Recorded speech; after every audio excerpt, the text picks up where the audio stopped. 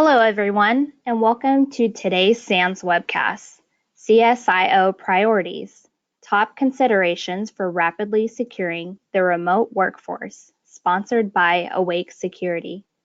My name is Jessica Gallus of SANS, and I will be moderating today's webcast.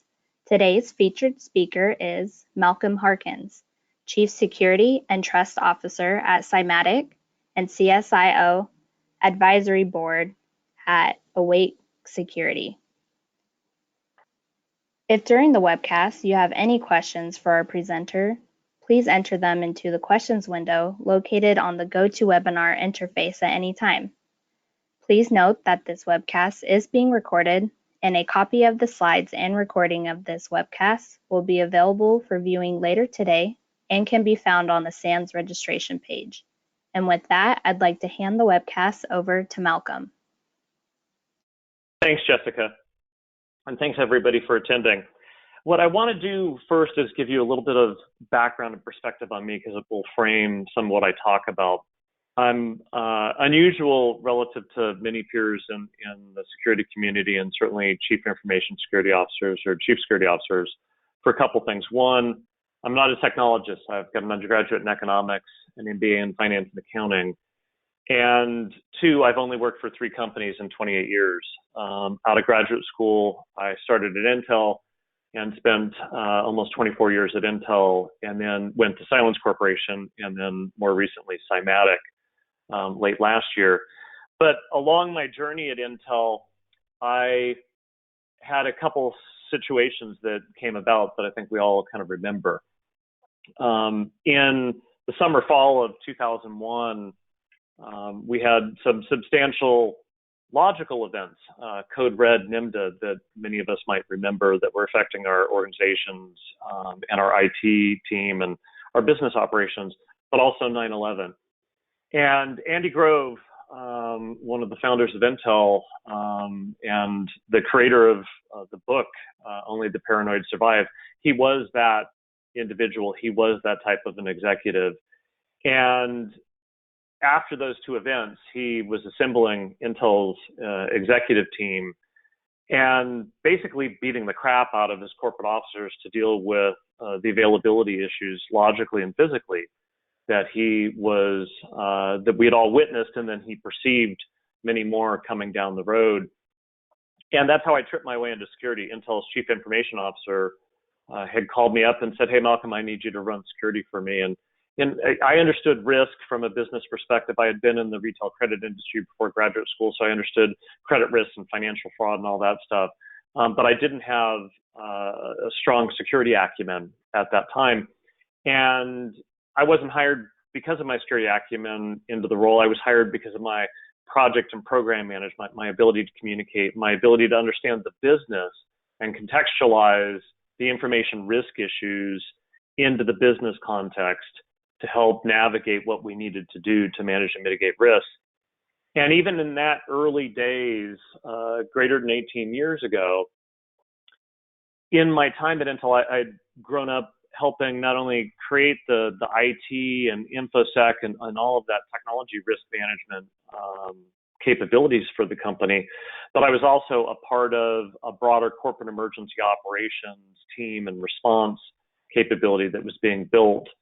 And even in that time period, 18 years ago, we were doing pandemic response, and we created a whole pandemic response PAM, and among with a bunch of other things. So my perspective is from that time period, and fortunately for me, I've gone through creating those types of responses, dealing with it, and unfortunately, but again, fortunately from an experience perspective, having dealt with SARS and response to that when it had effects on Intel's business operations, H1N1, and a variety of other things, again, physically and logically.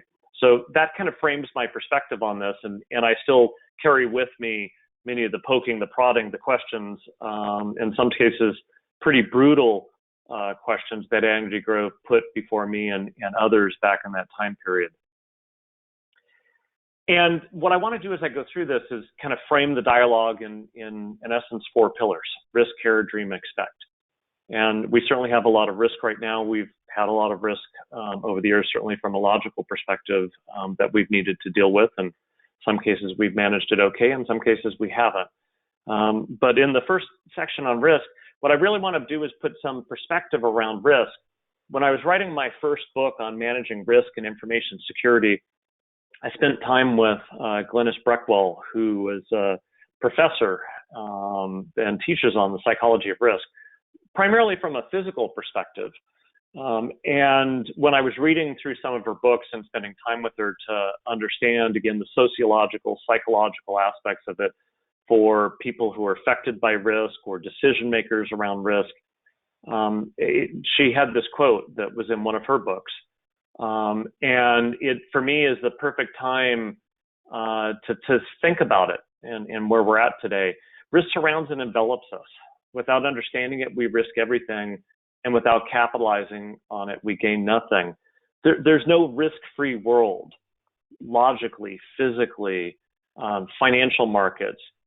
And you know, we get rewarded when we take risk and we manage those risks well. Unfortunately, I think in the current situation with COVID-19, the ripple effects that have been touching every one of us around the world in our home life and in work and more broadly society, we have to look at it this way. And I look back on what I learned and how I grew up in information security with Andy Grove pounding on me and others. He really understood the essence of this. You know, the fact that we have to go beyond just calculating risk, but we have to contemplate it in everything we do, and through that contemplation, really understand it. And if we don't really understand it, and you know, hopefully many of you that are listening are in organizations that had some equivalent of an Andy Grove at some point in your careers and pushed you. But I've talked to dozens and dozens of peers over the past several weeks, even dating, you know, back into February at the beginning of this, that they've never had contemplated in their operations pandemics. They had never really contemplated even other physical disasters that could really hamper their company or harm their employees. You know, even earthquake drills, I live in California, so those type of things were done more localized and didn't have the connection to IT or other parts of the company. They were a facilities type drill. And that's about it. And when you stop short on that preparation, we are risking everything. And so hopefully some learnings out of this is to get all of us to understand that we have to be interconnected between physical, logical, HR, finance, IT, security, to manage through these type of large-scale, complicated things. Now, again, I'm a former finance guy, economist by background, and so when I look at risk, I have to look at it first from that business context. And this is a set of universal business risk and some control examples that I created with my team at Intel years and years and years ago. And part of it was to explain to a technical audience and the security folks that were now under my management and leadership, the business risks and how the CEO, how a board, how a business unit general manager would think through things. And there's about 10 of them, whether it be erroneous financial records, which if you're a public company can get you problems with Sarbanes-Oxley and stuff like that. Unacceptable accounting practices, again, financial integrity related stuff, business interruption, legal, fraud, erroneous management information, competitive disadvantage, those business model shifts that could create a strategic dilemma for a company or cause your business or your market to get upended, much the way in which Amazon's done as it moved things from a traditional brick and mortar retail establishment into online type things. Those are business model and competitive disadvantage risks that you might face based upon market shifts. But if we look at what's going on right now today with COVID-19 and the ripple effect, I would say by and large, my opinion, for most for-profit entities, it would be a little bit different if you're in a municipality or a nonprofit. But if we just put it into the context of a for-profit entity right now, the three primary things that are worrying most boards, most executives in them, boil down to the business interruption that we're experiencing because of our employees, or perhaps if you're in a restaurant chain or a retail environment, and you're in a country or a municipality or a state that is shelter in place, those businesses are getting shut.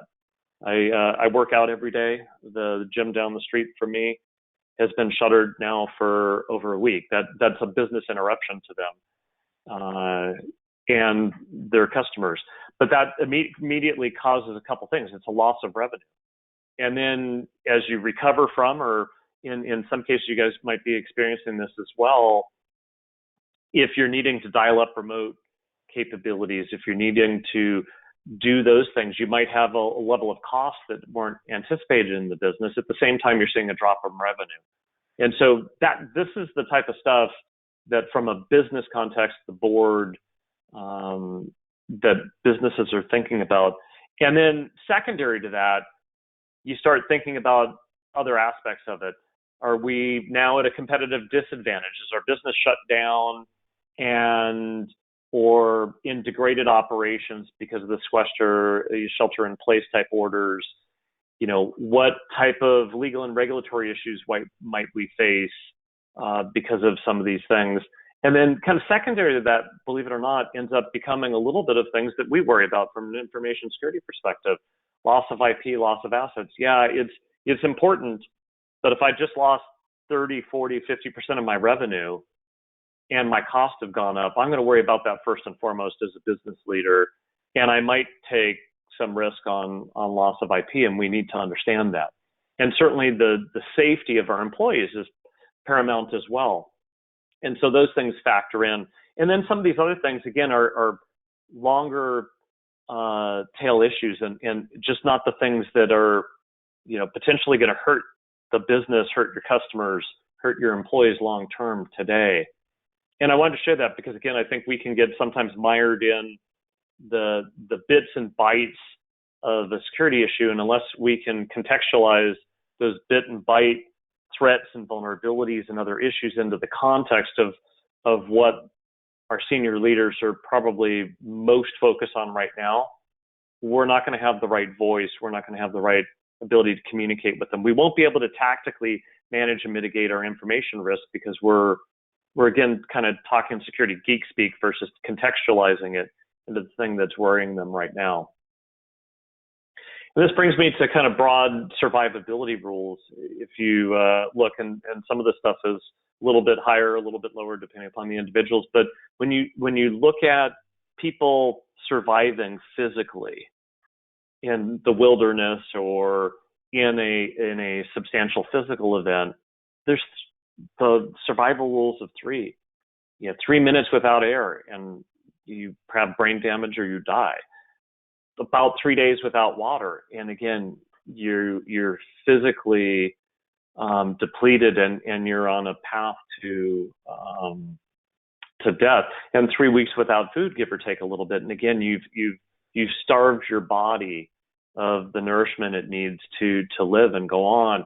And so in these moments of substantial events, whether it be, again, kind of the COVID-19, if we've had a substantial earthquake, if you go back, roughly 10 years ago with the earthquake and the tsunami that hit in the South Pacific that unfortunately killed a couple 100,000 people going into the Christmas season, we have to think about what our businesses are experiencing, what the business operations are experiencing, focused on these things, and think of it in terms of almost an extinction event. What are the things that we're dealing with right now that are, again, the equivalent of 3 minutes without air, 3 days without water, 3 weeks without food? And as we're making those business choices to survive, what are the logical things? What are the cyber risk things that could manage and mitigate some of those risks better, like pushing people remotely, and or what's the next thing that could happen if we don't manage those risks appropriately, and the bad guys gets in or a mistake happens, and all of a sudden we're hard down because we're ransomed, or a substantial amount of IP has been taken, or a substantial amount of personal information has been taken. So again, context matters when we have these dialogues. And when you have such substantial events, that perfect storm that is hitting us right now in many ways, in many organizations, you have misperceptions around risk that can occur because the volatility that's occurring, the uncertainty that's occurring. Again, there's a complexity, there's ambiguity, there's that quote unquote fog of war that I've experienced in countless incidents that I've managed or been a part of, again, whether they be physical or logical, or in some cases blended events that I've seen. And when you look at misperceptions of risk, there's kind of two drivers that cause those misperceptions, not only for us as security professionals, but also our decision makers and the management. Economics, what can I spend? What's the revenue impact that's hitting me right now? That again can create a level of myopic perspective to one thing. And again, then there's the psychology of it. And people get target fixated at times on one particular risk issue. And when they get that target fixation, they lose sight of other risk issues that might be important, like target fixation of we've got to immediately put a bunch of people out in remote work situations. And that becomes the hyper focus. And then, sometimes the decision makers might lose context around, again, the increased attack surface that could have. And therefore, are we exposing ourselves to something that could actually exacerbate our current situation? And again, that's our job to communicate, but do it in a way that isn't fear-mongering, do it in a way of the likelihood and the issues and the steps that we need to do. We might have to, take a risk to manage a risk, but then how do we dial in to manage that risk that we just took a little bit better after we took it?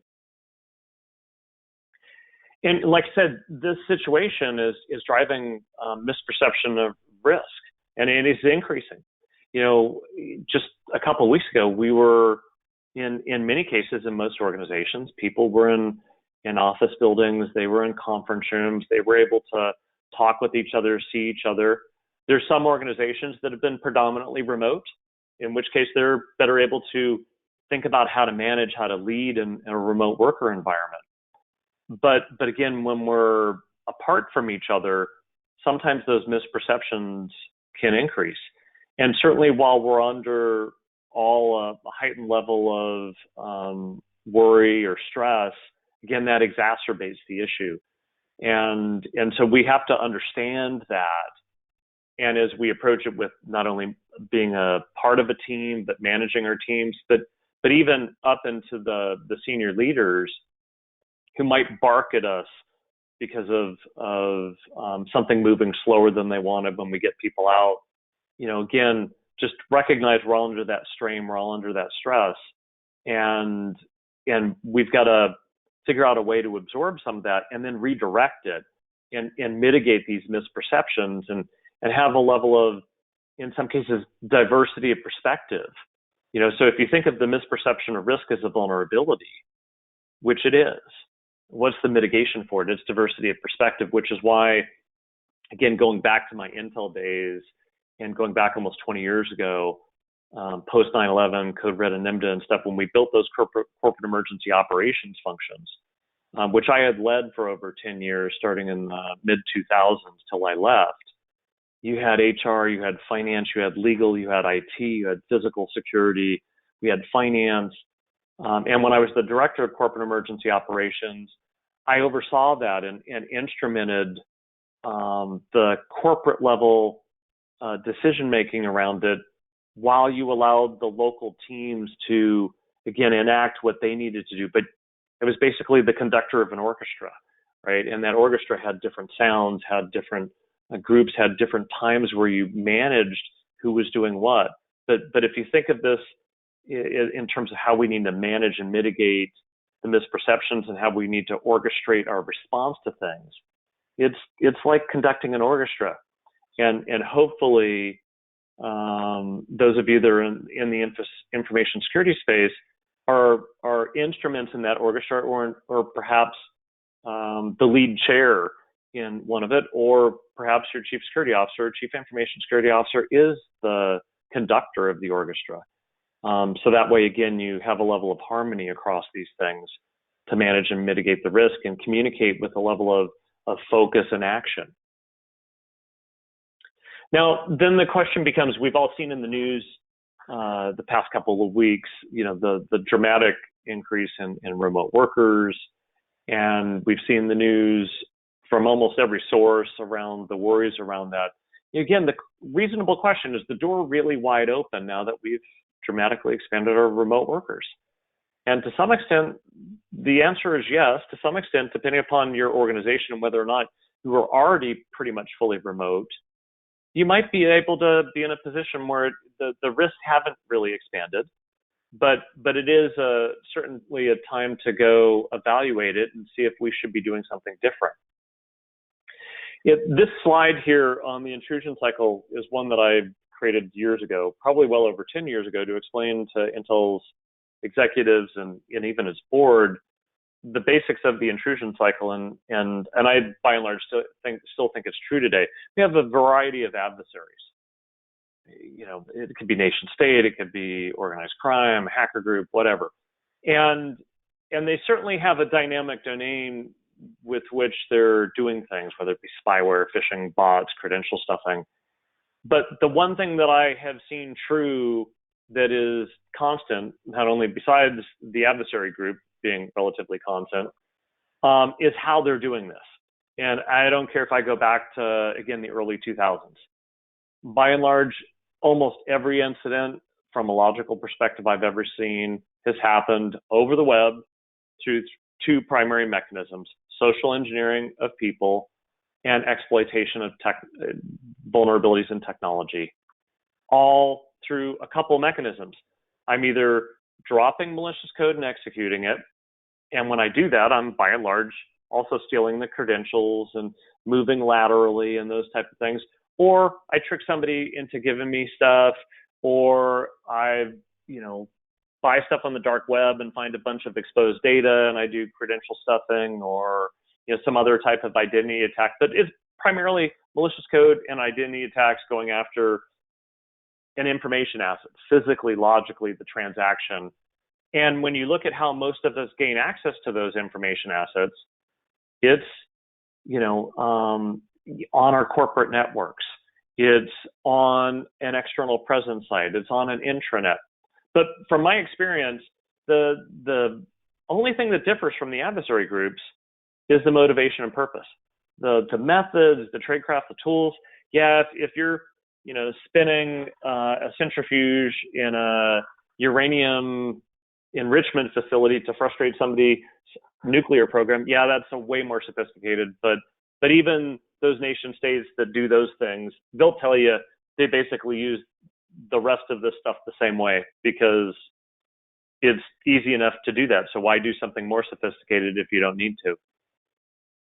And again, as I said, most of these assets and transactions, they're accessed via a web app or in some cases a mobile app, right? Because I log into the corporate network. What do? I go to the intranet site and then I start doing things.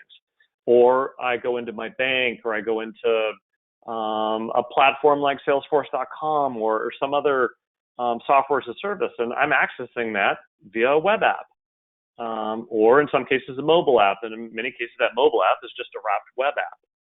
So again, we have to think about this, but this hasn't changed, and yeah, there's variations to it, but this formula for intruders, like I said, I still use this well over a decade after I've done it, so that we don't get confused on really what's occurring and what our job is. Now, post-COVID-19, the attack surface has grown for a couple things. In some cases, for organizations that have pushed people out for remote work, again, they're taking on a different attack surface. but the human element is more susceptible. And some people would question that, but I think given the emotional toll, the financial worries that people have, they're more susceptible. And I was on a call with a group of peers just last week, and we were having a roundtable dialogue around some of the challenges with response and different things and control mechanisms.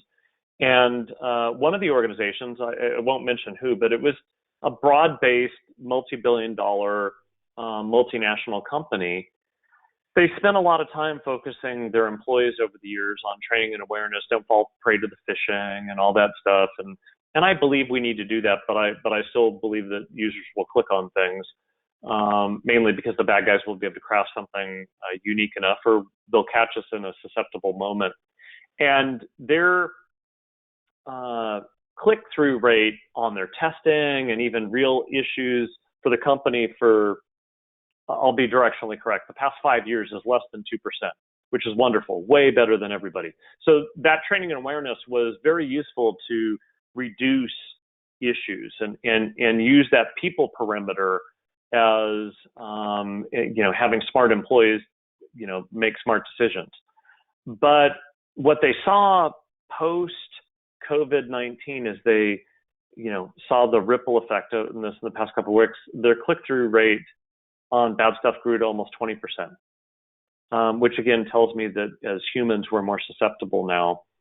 And by and large, our organizations were already vulnerable. I've always believed that if a user clicks on something, plugs in a USB device, goes to a website and something bad happens, it's not the user's fault, that's technology failure. Yeah, if a user gives up their username or password, that's a user problem. The user and the employee is sharing sensitive information in an open environment and an airport where somebody hears something they shouldn't. That's a people problem. But when I click on something, when I do something with my computer and something bad happens, that's a technology failure. That's where we as security professionals in the security vendor community has not done our job to manage and mitigate the risk properly. And this brings me to a couple other things, accepting risk and acceptable risk. Accepting risk is a business process. Acceptable risk is understanding what risk you're taking, getting back to seeking to understand, and really understanding what risks that you're taking and who those risks might impact. But the reality today, post-COVID-19, risks that were not acceptable yesterday are going to be acceptable today. And that's just because of the fire fate some organizations are in. And again, we need to recognize that as security professionals, getting back to the context of the business risk issues that our organizations might be facing. And in some cases, we should be accepting those risks. And in other cases, we need to talk about the knock-on effect of accepting that risk. And again, get the organization to understand that we've got to hurry up in some cases, that if we've taken a risk, that we've got to quickly then go figure out how to manage and mitigate it, particularly if we don't have the proper controls in place. My bottom line for COVID-19 and the reality of risk for the world is it's two primary risks. There's the humanitarian one, people getting sick, unfortunately dying. And then there's economic resilience, not only for our organizations that we're employed by, but our economic resilience in our communities, for our nation states, and in some cases for the world because of the supply chain impacts that are affecting things. And what's happening is we're getting this reverberation between the humanitarian issues as people get sick. And if they're sick, they can't show up to the factory. If they can't show up to the factory can't produce. So how does the factory produce things that are necessary for, again, aiding people, food, N95 masks, those things. So we've got these things hitting each other and reverberating each other. And then as we deal with this set of issues, again, at a micro level for our organization and a macro level for the world, then you have this other effect. The humanitarian issue that gets created with healthcare workers. My daughter works in the emergency room at a hospital in the Bay Area. And again, you think of the folks at the grocery stores, you think of the people driving trucks that are delivering food. If they get sick and we start seeing degraded capabilities there, again, it's going to exacerbate the current humanitarian issue, and it's going to further create another economic resilience issue. And then the cycle. So again, contextually, this is the macro risk that we're faced, but we're also having to deal with it at a micro level. And so what I would implore and urge all the security folks listening to is to understand this, again, particularly for your organizations, because if you can understand the humanitarian issues, the safety of your employees and why they need to work remotely, and the fact that from an economic resilience, you have to have them be remote. And then our job is to facilitate that, and again, do it in a way that hopefully manages and mitigates the risk. It might not be pretty, but I'd rather do something not pretty and clean it up than again exacerbate this cycle for my organization, which gets me to care. It's all about surviving the risks. In some cases, I know peers that they were already well remote. It's been almost not a non-event for them because they had laptops, they had people in remote spaces, they had the management and leadership to know how to manage a remote workforce. But for those of us that haven't been in that situation, we have to quickly adapt to new ways of working and collaborating. Heck, even the security team, security operations centers, by and large, most people have their SOCs all together, right? Sometimes sitting adjacent to the NOC, sometimes also a part of or adjacent to the help desk where you have teams of people on a phone bank and doing these things. We also have to figure out in our own security management, our own security leadership, how do we work and collaborate differently when all the members of our security team who used to be maybe spread across 3 different locations, but all primarily in the same time zone with, groups of people that could run into each other, see each other, pop their head over a cubicle, whatever. That's one way of working, collaborating, to now all of a sudden we're remote and we're not able to do that. We might be able to get on Zoom or on Slack video or WebEx or GoToMeeting or something like that. But we have to quickly also figure out how we work together as a security team.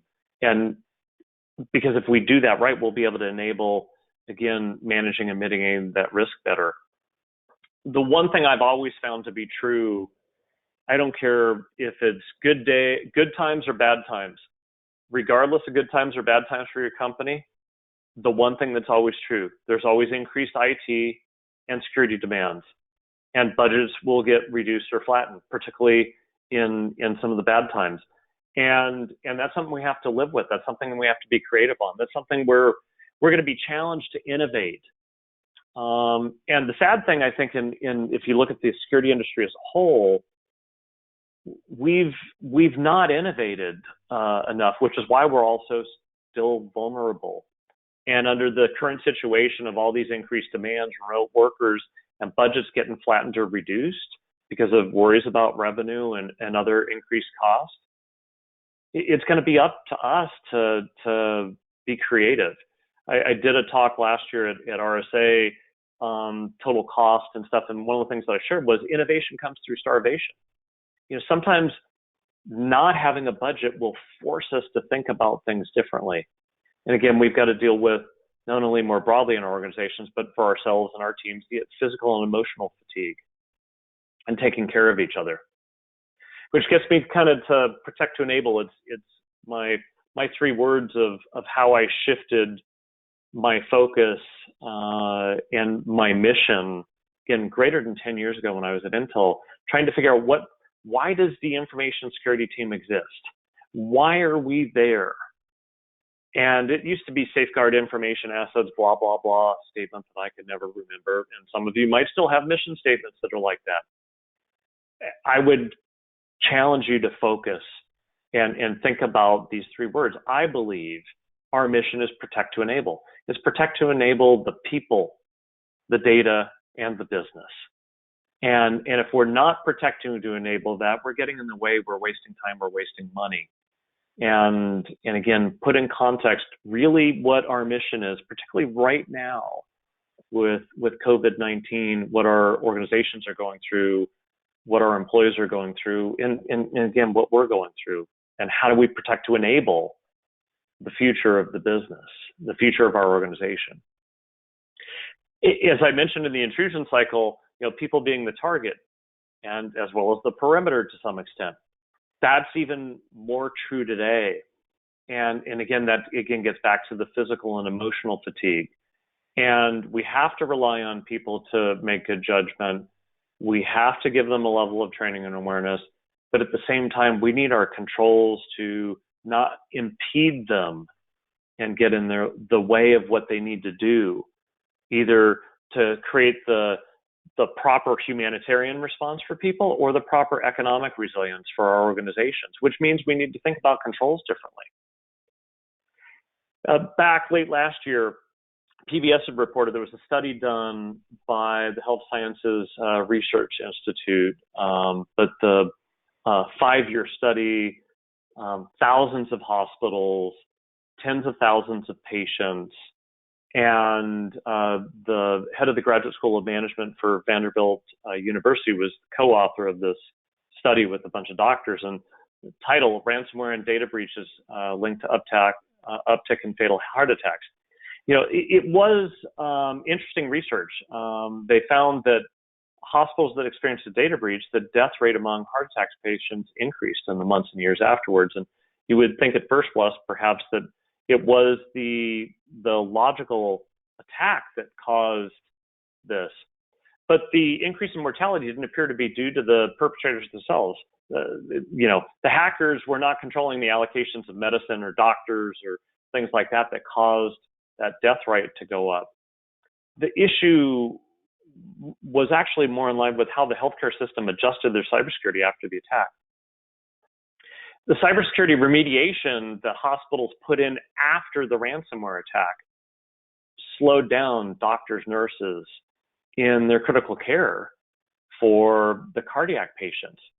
And the study that they did, again, it was a multi-year study across thousands of patients and thousands of hospitals over a few years, indicated as many as 36 additional deaths per 10,000 heart attacks occurred because of this. And with several 100,000 people experience a cardiac issue every year, I mean, we got to do the math. We need a better approach to controls. So it wasn't the intrusion that created the problem. It was how the security team mismatched traditional controls to the threats. We slowed down critical patient care, which then had a ripple effect on people's lives. And so I would urge you, when you think about the issues that you're faced with, the growing attack surface, the push of the remote workers, yeah, we might need to tactically use some of the things that we've got, but think of whether or not we're creating more impediments for our business, we're creating impediments for our employees. And then what the risk issues that get created out of that, we might actually be jeopardizing, in some cases, the economic resilience if we put in place traditional controls to this expanded attack surface. We might be mismatching things, or in some cases, we might actually be slowing down the humanitarian response that needs to happen.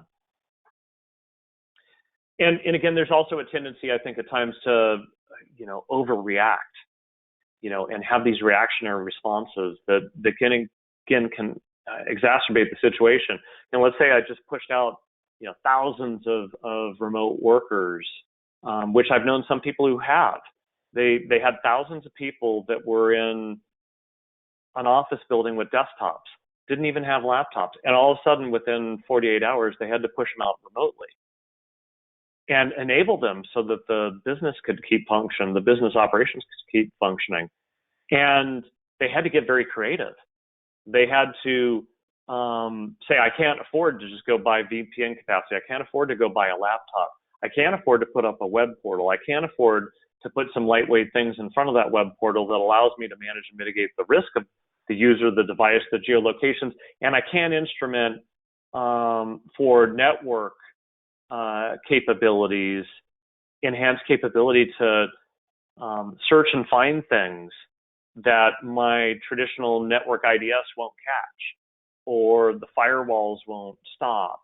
And so again, that agility to understand how you can grab something that is innovative, deploy it, or in some cases just rejigger your controls in a different fashion, will give you that agility to, again, allow the business to move forward, again, protect to enable. I have a control philosophy that I use, my 9 box of controls. There's 3 primary ways you can manage risk: prevent it, detect it, respond to it. As you go from prevention to response, risk grows. You know, we're obviously in response actions right now, which is why we have a heightened level of risk. And there's 3 primary ways we can approach controls: automated, semi-automated, manual. As you go from automated to manual, cost grows. We've been stuck as an industry in semi-automated to manual detection and response. Our organizations are feeling the economic shockwave. We have to deliver real economic value to them, which means we need to focus on how we automate things. How do we improve our detections? How do we shove things from the semi-automated to manual to the left to more automation, and then constantly push down, and again, that control friction. Let's not get in the way of our users or in other aspects of IT or the business, because that velocity, that business velocity, is paramount. Again, when I look at these things and you talk about how to evaluate controls, again, risk to the business, risk to customers, risk to society, those are the risk things we need to think about. And cost. We're all feeling a level of economic shock, so we have to be more, not only effective, but efficient. We got to strip away cost issues. It's the only way with a flattened budget we'll be able to help our organizations, is to basically say, I'm going to trade this control for another control because it's going to allow me to be more effective and efficient. And then, like I said, friction, or if we're adding it, we might be jeopardizing some things versus also focusing on doing things that are frictionless and improving the business velocity, because that'll improve the economic resilience and speed up the humanitarian response.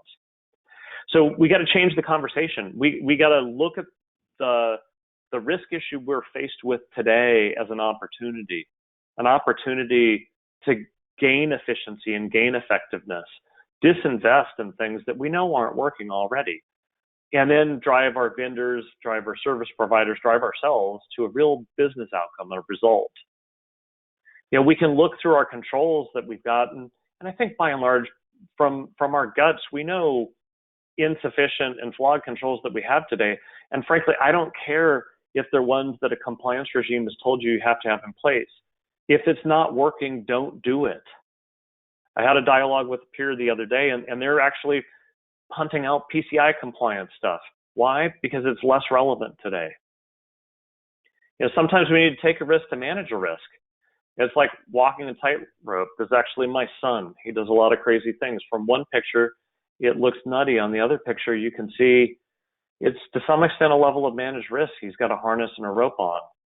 And then when you do those things and you actually know how to take risks right, yeah, you can do crazy stuff like this. We've got to think that way, and we got to orchestrate our controls that way for that agility and flexibility, which means, again, we've got to have better prevention. We got to have more automated detection and response. We got to instrument these things, and if we don't have them today, it's an opportunity to make that business case for our future, which gets to dreaming. You know, what I always learned is the most important things for any incident or crisis: unity of effort, unity of command. How do you have that unity of focus across the entirety of the company and with the security team? We can look at decision models of, you know, this, and slow is the wrong approach. And if we have unity of effort, unity of command, we will have velocity, which is speed with control, speed with direction. In which case we can go sometimes from making a wrong decision fast and pivot to making the right one. You know, I have this strong view, you know, and I love this Ronald Reagan quote: there's no constraints on the human mind, no walls around the human spirit, no barriers to our progress except those we erect ourselves. We have so many things that we've erected in the security industry that we've created our own constraints.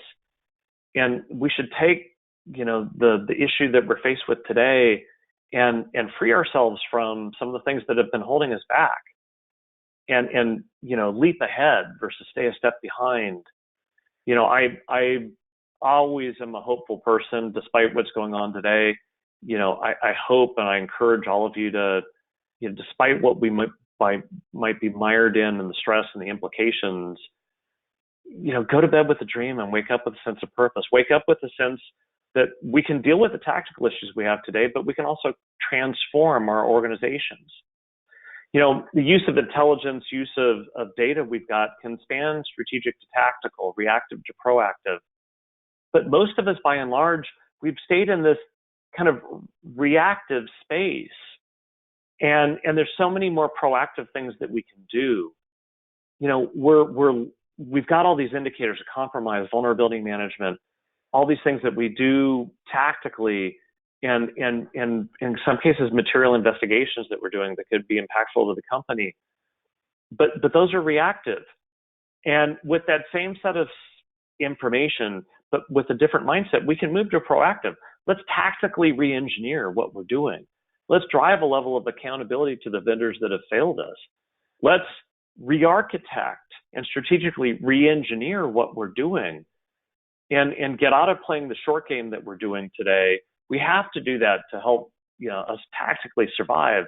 But as we're making those short-term decisions hour by hour, day by day, there's opportunities to rethink and reconsider what we're doing and start making decisions tactically that allow you and enable you to re-architect your control environment. Just gets to expect. We have to expect perhaps greater fatigue of a long worldwide response cycle. Can your team sustain the stamina? Will your key vendors and service providers weaken at some point? Even if it's a cloud provider, software as a service, if they start to have employees get sick and 20% of their workforce is just out sick, they might be in degraded mode operations. What is that going to mean for your business? How are you going to manage and mitigate that? What single points of failure do you have? Will those change your growth? And again, specifically those, again, can an information risk incident in today's situation cause your company from struggling to being on their knees and tip over? In which case, those are the things you need to focus on. That's the relevant dialogue with your management team. And then the other thing that I would encourage folks to think about, again, it's hard to think about because as security teams, we're focused on the security stuff, but does the economic shockwave jeopardize the long-term prospects for the organization you support? Doesn't mean that you don't do your job today, but you also have to take care of yourself and think about that. And think about what that might mean so that, again, you're making better strategic decisions for yourself, your family, in addition to the strategic decisions we need to make to manage and mitigate the risk for our companies. Then we have to think as well, there's changes that are occurring today that have been swiftly thrust upon us. And some of those may become permanent. Supply chain shifts, remote workers, telemedicine. You think back to the recession and the issues over 10 years ago, 2007, 8, 9 in the United States in the Great Recession. If you think about it, software as a service was just starting out then. And then businesses pushed further into those cloud environments and virtualization. Why? Because I could, start winding down some data center operations. I could start having more dialable burst spending and things that, again, from an accounting perspective, were more manageable from an expense period versus go get a bunch of capital and go invest it. And I think what we're going to see out of this is just an acceleration of what would have already happened. We're going to see more automation, more technology, increased attack surfaces, and again, decreased people's connection. And with the decreased people connection, we got to put on our threat hat on and go, is that going to exacerbate or create new or more expanded insider risks? Perhaps. But either way, when you look at this, we have the opportunity to leap ahead and again, I'm urging you to deal with your tactical issues, but every time you're making a decision tactically, think out 6 months from now, 2 years from now, and go, am I keeping myself on the same treadmill of traditional controls with incremental approaches that will exacerbate my attack surface and what I'm susceptible to next year? Or is there an opportunity to leap ahead and instead of remaining a step behind? If you don't make a choice, the choice will make you. I'm pushing you to choose to take strategic steps in addition to the tactical ones, because if you don't, what you decide not to do will absolutely impact you and your organizations. Two primary choices we have in life: accept things as they are, accept the responsibility to change. I believe that we have to be a change agent. We have to step up. Again, otherwise we'll stay a step behind. Goes back to my 9 box of controls. We have to drive constantly a philosophy of automation to reduce cost, because that's what our businesses need. They always need that, but they need it more now than ever. And then again, kind of constantly push down to automation and remove the friction. Remove the friction from IT, remove the friction from the user, remove the friction from the business velocity. Those are the outcomes our business need from us right now: lower risk, lower cost, and lower friction. It's hard to do, but things that matter are hard. Again, it gets back to changing the conversation, changing our paradigm. And we also need to never stop looking for what's not there. Hidden in the bits and bytes, there's activity from bad guys trying to get into our environment or that are already in. And we need to always stay on top of that. Some closing thoughts. This is actually a picture of a magnet that's on my refrigerator that I bought 15 years ago after spending 9 months, in essence, in hell and incident after incident after incident. I was back at Intel, called it our cyber summer, that fell into the fall, that then evolved into Intel having some business issues the following year, which caused us to do workforce reductions and staff reductions. And I bought this in an airport one time when I was depleted, down, didn't know what to do, and that's why it became kind of the theme of this talk. I think we need to risk more than others think is safe, and not of the business, but of ourselves. We need to go out on a limb. We need to push for these things. We need to care more than others think is wise, again, for ourselves, our team, our business, our customers. We never should lose sight of a dream. We got to dream about what the potentials are of what we can do and how we can manage and mitigate risk better than we're doing today, than just accept it. And then we got to expect of ourselves, of our organizations, of our vendors, of our service providers, more than what's possible. We got to plan and act, not only to survive, but to thrive. With that, thank you. And Jessica, I'll turn it back to you. I know we've got several minutes and there might be some questions that people have had. Thank you, Malcolm. And we do have some questions ready for the Q&A. However, if anyone has a question for our presenter, please enter it into the questions window now. Our first question is, you used the term compliance regime earlier in the discussion.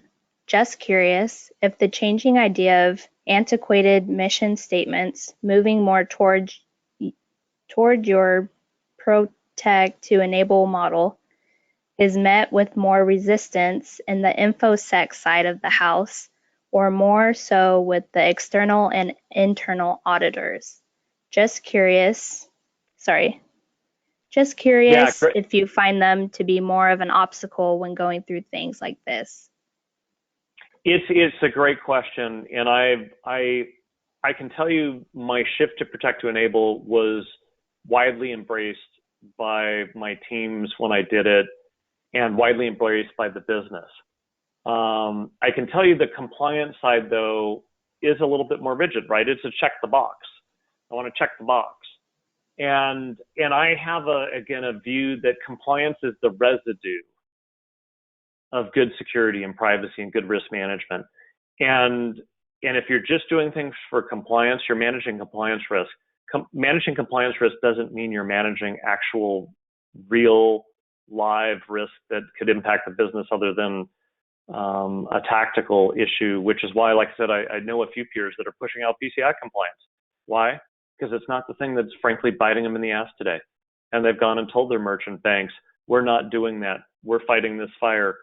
And I hope that we, again, that's taking a risk. But I think it's in many cases a relevant risk, because some of those compliance regimes, I've experienced it myself. They want you to check a box on something that actually is not going to manage a real risk. It's checking a box to a dated architecture, a dated approach that is bogging down my company and its business philosophy. And this is a time to challenge that. All right, great, thanks. Next question is, we are a medium-sized manufacturing business with most of our IT outsourced through service providers, SaaS, etc. Other than our core network for on premier items, we will never outsource for the IT for our design environments and factory operations.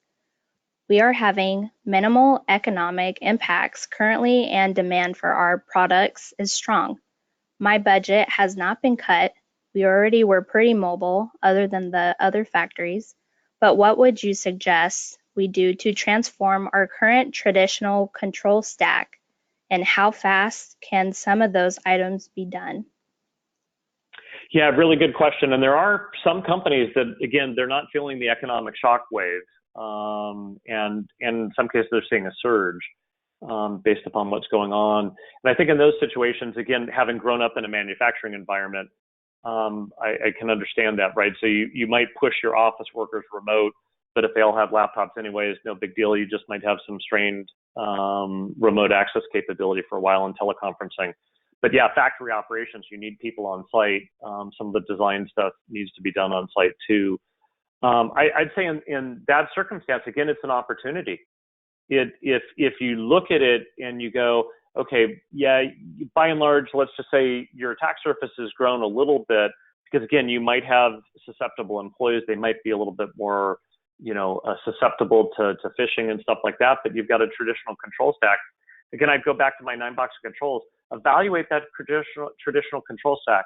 Evaluate the compliance regimes that you're having to adhere to, and use it as an opportunity to say, because if the demand is remaining strong, your business needs velocity now more than ever, right? In order to aid the economic resilience of others, in order to aid the humanitarian effort of others. And so where you can strip away controls that are ineffective and inefficient, you'll free up budget, you'll free up cycles. You'll be able to leap ahead.